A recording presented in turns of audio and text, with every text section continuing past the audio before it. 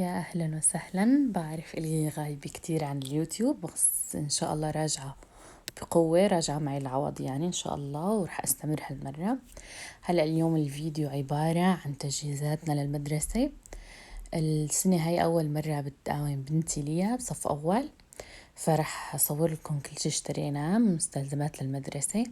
هلا أول شي إذا أنتم هون بألمانيا موجودين بألمانيا بيعطوكم هاي الورقة بتجي من المدرسة، اسمها الماتيرياليست أظن، مكتوب عليها كل الأغراض اللي لازم نحن ناخدها. هلأ هن مدرسة بنتي شوي ريحونا بموضوع الكتب، نحن دفعنا لهم حقهم وهن اشتروهم لكل الطلاب، بس كان فيها هالورقة ولازم نجيب مثلا هدول الأقلام الرصاص وكل شي موجود بالورقة بالتفصيل. فأنتوا بتطلبوا من الموظفة تساعدكم أو بتاخدوا معكم حدا ألماني بيقدر يساعدكم أو بيعرف يحكي ألماني، لأنه الأدوات شوي صعبة. بس أنا أخذت معي أختي الصغيرة وكمان استعنا بالمترجم وبجوجل، لأنه في شغلات عن جد صعبة. هلا رح فرجيكم إياها بالتفصيل. هلا أول شي الشنتاي هاي هدوها إياها بالروضة تبعيتها. خلوا الأطفال كل اللي رايحين الأطفال على المدرسة أعطوهم شنات ينقوا منها، واللي اختارت هاي طبعا لأنه هلأ صايرة كتير عم تحب حورية البحر واللون الموف، فهي اختارت هاي. الحلو فيها بيجي معها شنتاية للأغراض المدرسة، الأغراض الرياضة عفوا، ومقلمتين، وحدة للألوان وحدة للأقلام والأدوات اليومية يعني. أنا أخذت لها هاي الشولتوتة بيقولوا لها هون بألمانيا، هي مثل عادة عندهم للألمان، بحطوا فيها هدايا للأولاد الصف الأول. ممكن مثلا إذا أنت أختك بتعملها تهدية لبنتك مثلا، أو عندكم حدا ابن حدا قريب تهدوا إياها، إنه بتقولوا لها لا أمو نحن رح نعمل له إياها وبتهدوا إياها. بس أنا طبعا أنا عملتها لليا. هلا فرجيكم الأغراض اللي حطيت لها إياها. هي أغلب الأغراض اللي حطيت لها إياها، بس حطيت طبعا فوقهم شوية أكلات وشيبسات وهيك شغلات.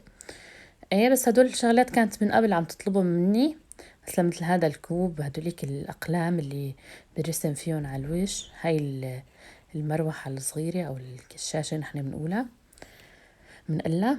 ايه فبلشت احطهم. المشكلة انه هاي ما بتسع اغراض كتير يعني، حطيت هدول وجبت فوقهم من هدول الجيلاتين، جبت معهم شيبس ديربي حطيتهم، وكان صارت تعبت عندي هاي الشولتوتة. هلأ بالنسبة لأغراض المدرسة، كل مدرسة شكل وكل صف شكل، بس تقريبا يعني أغراض الصف الأول هي نفسها نفس اللي نحن أخدناهم يعني تقريبا. بشوف أولاد رفقاتي فتقريبا نفس المستلزمات. أول شي هذا الملف الكبير بحطوا فيه أظن الرسم يعني، هذا بيضل عند الآنسة، ضل عند آنسة لاليا. هلا هدول دفاتر الرسم مكتوب كل واحد قديش وزنه قديش عدد الورق، هي بتجي بالليستة الموجودة انتو قديش لازم تشتروا. حتى هدول الملفات الملونة محطوط كل واحد لقينا مادة وكم واحد لازم تشتروا. فأنا مثل ما مكتوب العدد أخدتهم يعني، ما أخدت شي زيادة ولا شي ناقص.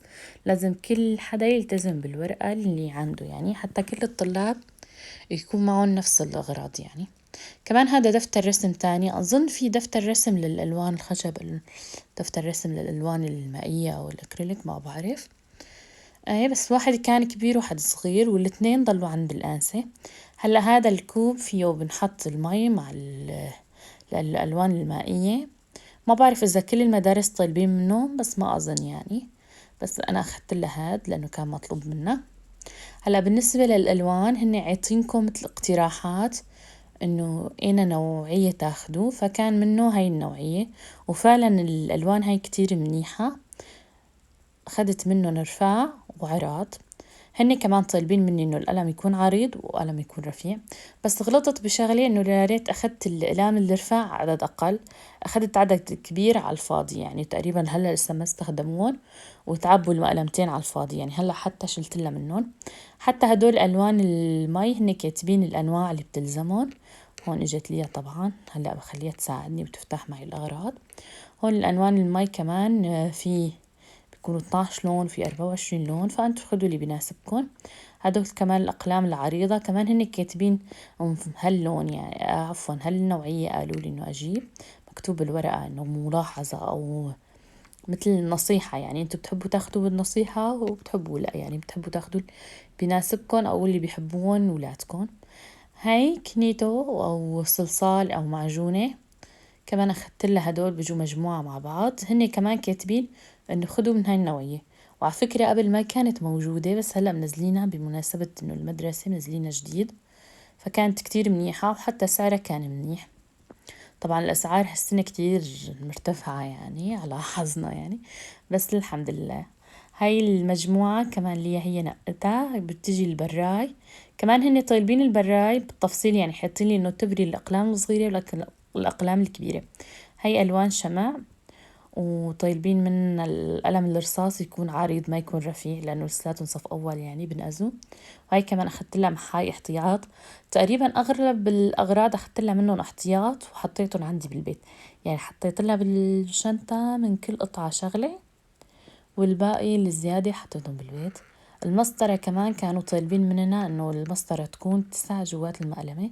هدول الأقلام بقى اللي جننوني بصراحة، يعني ما كنا عارفانين إنه مكتوب بس أقلام إنه بتمسح بالمي. طيب شو هي الأقلام؟ لشو ما كنا نعرف، لبما كتبنا اسمهم على جوجل، كتبنا مثل ما مكتوب بالورقة، فطلعت لنا صورتهم وأخدناهم. هاي طبعا مقص، انتو بتختاروا حسب عمر ابنكم يعني. وليا نقيت طبعا اللون والفراشي، حتى الفرش تبعات الألوان حاطين مني طالبين مني الأرقام، يعني أنا حسب الأرقام الموجودة بالليستة اللي عطوني إياها جبتهم. وهذا كمان صمغ هني كمان طلبوه، أخذت 3 بسعر واحد، كان عليهم عرض من الروزمان. ايه فأعطيتها واحد وراح أخبيه للباقي. وهدول الأقلام هي طلبتهم يعني مع إنه ما بلزمون. وكمامات هي كمان نقتهم بنتي. وطبعا أنا ما نسيت حالي أبدا، يعني لازم إذا رحت على الروزمان أشتري أغراض إلي، فأخدت هاي فرشة الحواجب من إيسونس. صراحة بعد ما أخدتها ندمت لأنه اللي باخدهم من شيء أحلى وسعرهم أرخص. ومسكرة الحواجب الشفافة، وهي مسكرة من كاتريس، بس لسه ما جربتها، بس أجربها بحكي لكم عنها بالتفصيل إن شاء الله. هاي أختي الصغيرة عم تقلي إنه هلأ الإنستغرام كله عم يحكي عن هاي المسكرة وعم يقولوا كتير منيحة وبتطول الرموش، وأنا فعلا بحب المسكرة اللي بتطول الرموش أكتر من اللي بتكثف الرموش. هلأ بدنا نحط كل الأغراض بالشنطاي ونرتبون مع بعض. خليت ليا تجي تساعدني حتى تضم عندها هيك ذكرى إنه أول السنة كيف كنا نرتب أغراضها وهيك، لأنه أنا هلأ بتذكر إنه لما ماما كانت تجيب لنا الكتب تجيب لنا الدفاتر كنا نفرح عليهم إنه جداد. وكمان كانت ماما تجيب لنا كميات كبيرة، وبابا يروح، ما بعرف لإنها منطقة يعني كانت معروفة بيبيعوا بالجملة، ايه، وماما تحطهم عندها بالخزانة، وكل ما يلزمنا مثلا أقلام ناخد منهم، يعني ما كل ما يلزمنا نروح نشتري من المكتبة، لا في عنا بالبيت مثل مستودع للأغراض المدرسة يعني. كانت كمان بسوريا نقعد نجلدهم هيك. هلا المشكلة كتب لي ما عطوني اياهم دفعة واحدة، فكل ما عم يعطوني كتاب عم بجلده حتى احافظ عليه اكتر يعني ويتم شكله مرتب. وما احكي لكم ليا قديش كانت مبسوطة وهي عم تفتح الأغراض الجديدة. قلت لي هي طايرة على فيهم وبدها تحطهم كلهم بالشنطة، يعني شفتوا رح جبت لها في أغراض أكتر من قطعة وهيك، فهي إلا بدها تحطهم كلياتهم. كنت عم بحاول أقنعها إنه لا ما بيصير، إنه هدول لازم ناخد وحدة إنه تصير شنطة عليك تقيلة. وهي أكتر شي على فكرة فرحانة بالشنطة لأنه عليها حورية بحر. هاي البراية كتير منيحة هلأ عم تستخدمها. طبعا نحن داومنا قبل فترة منكم لهيك، يعني هذا الفيديو اللي مصورته فترة منيحة تقريبا، هلا صار عنا شتاء نحن. قطعت فترة كتير طويلة، صار عندي دوام ومدرسة وهيك، فما ضل عندي وقت حتى منتج، مع انه مصورة في كتير فيديوهات حلوة. فإذا هلأ ما عندكم عاملين اشتراك بالقناة بنصحكم تعملوا اشتراك بالقناة وتعملوا لي لايك على هذا الفيديو، لأنه إن شاء الله جايين فيديوهات كتير حلوة. وشجعوني بالتعليقات، اعملوا لي لايكات حتى أستمر أكتر، وإن شاء الله تتفعل قناتي. هلا هاي المقلمة خاصة للألوان، فتحطوا فيها كل الألوان. أنا مثل ما قلت لكم ندمت ليه جبت هدوليك 24 لون، بعدين هلا على فكرة شلت منهم وخليتهم على قد المقلمة، يعني صاروا الأقلام الأعراض والرفاع تبعات الألوان 24، يعني شلت منهم تقريبا شي 12 لون يمكن ولا 6 ما بعرف، شاطرة بالرياضيات. هلا رجعت أفرجيكم الأغراض عن قريب. هاي الكاسة كتير شي حبيتها وحسيت بدي أجيب وحدة منها للبيت كمان، يعني عجبتني فكرتها إنه هيك ثابتة ما بتتحرك، نكب المي كل شوي مثل بالكاسة. ولي يلا مصرة فرجيكم المسطرة. حتى المسطرة كانوا كاتبيننا إنه لازم تكون شفافة ولازم تكون 9 بالمقلمة.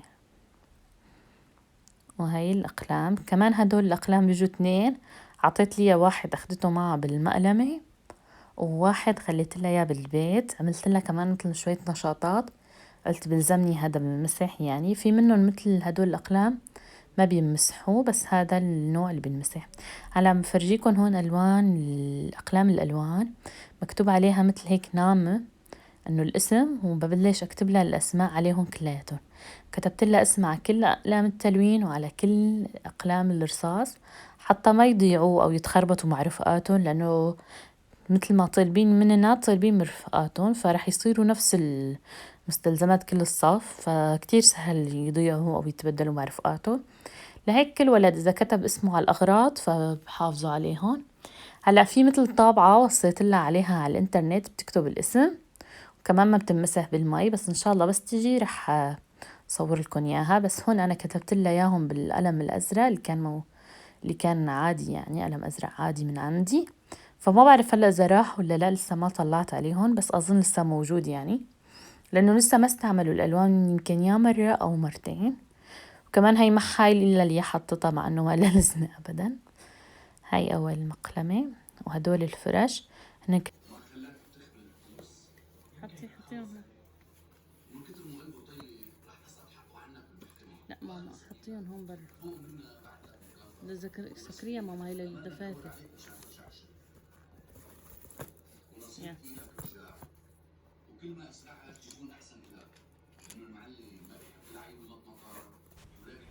بعد ما خلصنا ترتيب الشنطة هلأ صار وقت أغراض الرياضة. كمان بلزمونا أغراض الرياضة، هاي ما كانوا مكتوبين بالليستة بس لما رحنا على الاجتماع حكونا عنهم. لازم نجيب لهم بلوزة وبنطلون رياضة. أنا جبتهم هدول من الكيك، نوعية رخيصة، ما جبت لها نوعية غالية. رفيقتي نصحتني فيهم، قالت لي لأنه ما بلبسون كتير ورأسا بخربوا فلازم تجيبي لهم عطول يعني. لهيك أخدت لها نوعية رخيصة مو كتير غالية، وهي كمان مثل ما قلت لكم هلا صايرة كتير عم تحب اللون الموف فأخدت لها إياهم باللون الموف. طبعا هلا عد الشتاء لازم يمكن أجيب لها بلوزة بكمام تكون شوي أتقل من هاي. طبعا بتحتاجوا شنطاية رياضة، إذا ما كان عندكم اللي بتجي مع الشنطاية فأنتوا لازم تشتروها.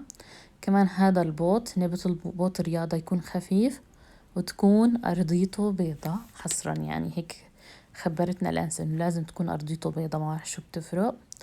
ايه شنطاية الرياضة إلها قسمين، قسم للملابس وقسم للبوط. هلا ليا بتضل معها بالمدرسة وكل ما بصير عندهم يوم حصة رياضة بتلبسها، بس الطلاب الأكبر بياخدوها وبيرجعوها. هون بنفس يوم المدرسة عم بصور لكم الأغراض هيك بعد ما جهزناهم، وعلى فكرة صورت لكم إياهم على التيك توك.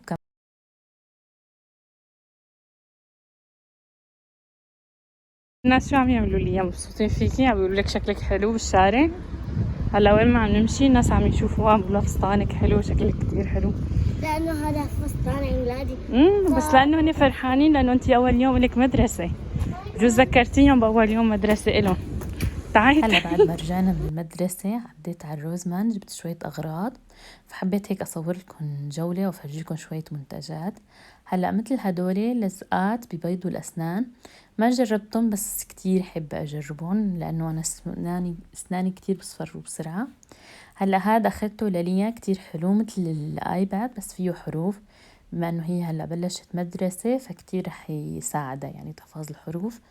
طريقة بتسليها، هي بتنحط عند المجلة بس ما عجبني فيها إنه لونها أبيض، يعني ما بحب الشغلات اللي بتكون عند المجلة لونها أبيض.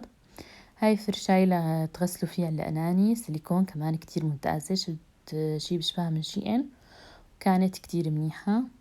هون قسم أدوات الكهرباء، وعلى فكرة الأدوات الكهرباء تبعت الروزمان كتير منيحة، يعني جربت أكتر من قطعة وكتير عجبوني. هاي حبيت انه هيك اذا انكب شي على السريع او اذا عم بدكم تنظفوا الخزن جوات المطبخ، الخزن بغرف النوم، فبتسحب الغبرة على السريع. والميزان ان شاء الله بدي اشتري منه الشهر الجاي لسه ما جربته بس أجربه بقلكن عليه. هون في الأداة الكوي أو الستريتنر، ما بعرف شو اسمها، تبعت الشعر الليس، كتير منيحة، أختي جربتها. وفي هذا اللي بيشيل الدهون من الجلد أو من البشرة كمان، ما اللي مجربته بس أظن من نوعيته منيحة يعني، بس موجود بشيئين أسعارهم أرخص. هون حتى في كيراتين للشعر، هذا قسم الشعر، وهون فرش الشعر. بنصحكم بهدول أول تنتين، نوعيتهم كتير منيحة وعن جد بيضل وقت منيح، ما بيخربوا. الحديد واللي بيجي شعرها مثل الوبر كانوا كتير مناح من ماركة الروزمان. هلا بالنسبة للمشاط أنا بستعمل هاي النوعية اللي كان لونهم زهري، كتير مناح، بس ما تاخدوها من هون كتير غاليين، خدوها من التيكي ماكس أرخص. هذا السيروم للشعر، عن جد هذا السيروم فظيع فظيع، يعني بيعطي نعومة للشعر كأنكم مسشورينه. في منه نوع للشعر المصبوغ، إن شاء الله بصور لكم إياه، ما موجود عندهم. وهذا الشامبو كمان كتير نوعيته منيحة، بس كتير غالي وكتير العلبة صغيرة يعني. ومنزلين أنواع جديدة من الشامبو، إن شاء الله نجربها مع بعض. أنا بستعمل عطول بانتين، تقريبا إلي شي 3 سنين عليه من أول ما بلشت أصبغ شعري، خصوصي بانتين الأحمر بيعطي نعومة للشعر كتير منيحة. هلا بالنسبة للصبغات عندهم صبغات كتير، بس أنا ما بستعمل غير لوريال وغارني، على فكرة هدول أحسن نوعين موجودين عندهم، وأغلب الأحيان بيعملوا لهم تنزيلات وعروضات، فلا تاخدوا هي الأسعار هيك، خدوهم بس يعملوا عروض. وهون بما أنه ليا كانت مبلشة مدرسة جديد، فحبينا نروح على قسم الكتب وتنقي هيك كتاب هدية أو شيف، ووقتها هي نقت الآيباد اللي فرجيتكم إياه بالأول وأخدته. هون عم فرجيكم الألعاب، هدول الألعاب للعمر الصغير كتير على فكرة حلوين، وحتى أسعارهم أبدا من غالية، خصوصي إنه خشب يعني، فالخشب بيضاين. هلأ أنا عندي ألعاب لليا من لما كانت هي صغيرة، من عمر 2 و3 لهلأ لسه أنا عندي إياهم محتفظة فيهم. هون قسم العدسات، هاي المي أو المحلول تبع العدسات كتير منيح هون، وسعره كمان رخيص. في عدسات نظر، هاي الكتب مثل الشولتو عاملينها، وجواتها نشاطات للولاد حتى يتعلموا أكتر يعني ويتسلوا. هلأ بما أنه بلشوا يعطون الأرقام والحروف وهيك، فحسيته كتير مفيد هذا الدفتر. هون كمان القصص، في قصص كتير حلوة بالروزمان، هذا كمان ليا كانت صغيرة عندها منه، بس كان غير حيوانات، بيفرجيهم إنه بيقدروا يلمسوا الجلد تبع الحيوان، وكمان بضغطوا عليه بطالع صوته، مثلا لما بضغطوا هون على هاي القطعة فبطلع صوت النمر. كتير كان منيح ونوعيته كان منيحة، مع انه كانت ليا لسه صغيرة يعني، كانت ما بتعرف تتعامل مع الكتب، فكانت تكبه وتنط فوقه لسه شغال يعني.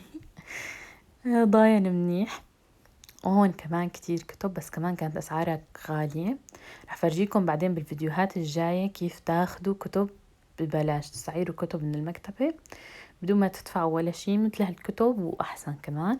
هلا كنت بدي أفرجيكم البلاشر الكريمي اللي باخده من ماكس فاكتور، بس كان مخلص للأسف، فما قدرت أصور لكم إياه. إن شاء الله بس ينزلوا منه برجع بصور لكم إياه، أو بصور لكم اللي عندي بالبيت. هلا ماركة لوريال ما بعرف، بحس ما بقى ينزلوا شي حلو. حتى هذا الكونسيلر كتير عطى ضجة، ولما استعملته ما حسيته أبدا منيح. هون عاملين تنزيلات بالروزمان، قلت أخبركن عنها، 20% عن المسكرة وتقريبا أغلب منتجات العيون. كانوا قبل يعملوا 30%، كانت تضيفوا عليها 10% فيطلع خصم كتير منيح، بس هلأ عاملين خصم بس 20%. هلأ هون هاي مسكرتي المفضلة من بيبيلين، كتير منيحة وضد المي، وبتطول أكتر ما بتكفي. بس تقع شي منه. هاي الحمراء ألوانها كتير كتير حلوة، بس مشكلتها إنه كريمية فما النوع الثابت. هدول الجلوس اللي هيك لمعة، وهدول اللي كتير كتير أنا بعجبوني. في عندكم رقم 65 بجنة، رقم 70، رقم 15 كان، بس ما بعرف هلا كانوا مغيرينه. كتير كتير مناح هدول كمان كتير حلوين، بيرطبوا الشفايف وألوانهم عن جد كتير حلوة. هدول مشكلتهم إنه حلوين بس بنشفوا الشفايف، وألوانهم الحلوة يعني كتير قليلة، يعني ما عندهم غير هاي 3 ألوان ألوانهم حلوة. بس هذا اللي باخده من الميبلين، كأنه شايلين ماركة ريفولوشن، صدمت هلا. هلا هاي الماركة عمري ما جربت منها شي، بس بيقولوا البودرة كتير منيحة. الروزمان عطول بيحطوا شغلات اللي عليها تخفيض، مثل الشغلات اللي بتنزل مثلا بموسم الصيف هيك بتضل ما تنباع، فبينزلوا سعرها وبيحطوها هون على التخفيض. بس طبعا ما بتضل الشغلات الحلوة. هاي شوفوا خربانة.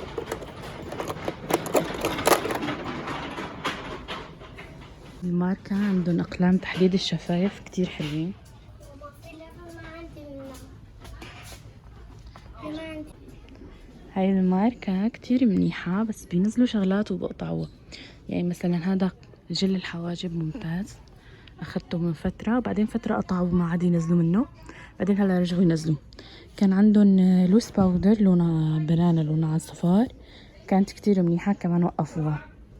عندهم مثلا هدول الأقلام للأظافير، هدول العناية بالأظافير، هيك شغلات كتير منيحة عندهم ورخيصة يعني. أيوة هاي إساس اللي بيعرفها الكل. هاي المسكرة الفوشية اللي كانت هون ما بعرف وينها هلا، جدا جدا سيئة.